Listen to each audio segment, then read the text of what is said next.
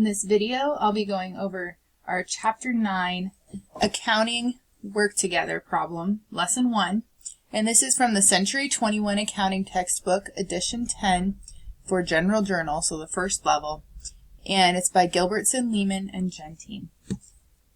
Okay, so this is the problem straight out of the book. And on January 3rd, it said paid cash for copy machine use in the store. Store is our key word there. So we know it was January the 3rd. And the account title, because it said in the store, is going to be store equipment. Check number, we can see it's 241. And we won't fill in that posting reference until we post it in the general ledger later. Okay, $800, that's going to be a general debit and a cash credit. Okay, January the 5th, paid cash for an office chair, $500. On the 5th, we paid cash for an office chair, so it's going to be office equipment. Check number 244, and it was $500. Okay, now we're in February the 26th. Paid property taxes on real property with an assessed value of $200,000.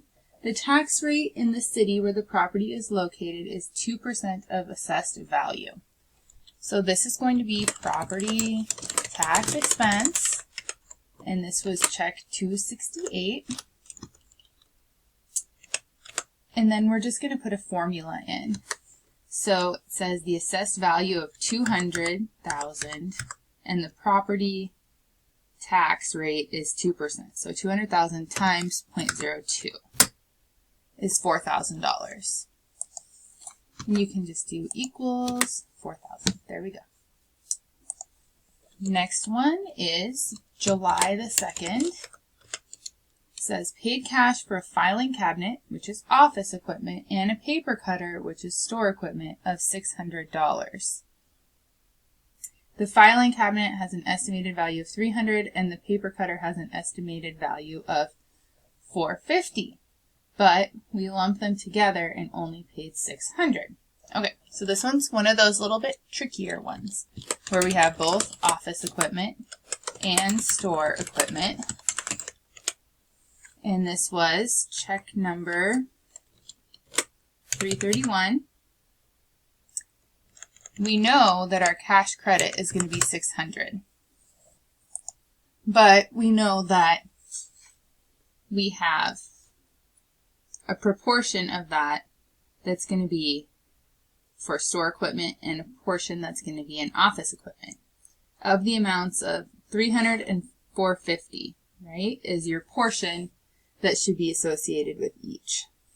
So what you could do is make a formula.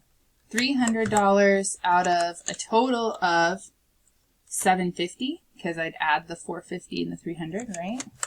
There's a proportion. Just make sure I put it on the right one first. The filing cabinet is for office equipment, and the filing cabinet has the $300.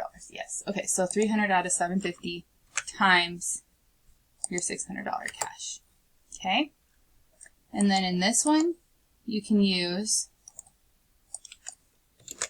essentially the same formula, except for we'll change the 300 into the 450.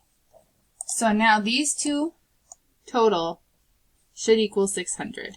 And when they add together, they do.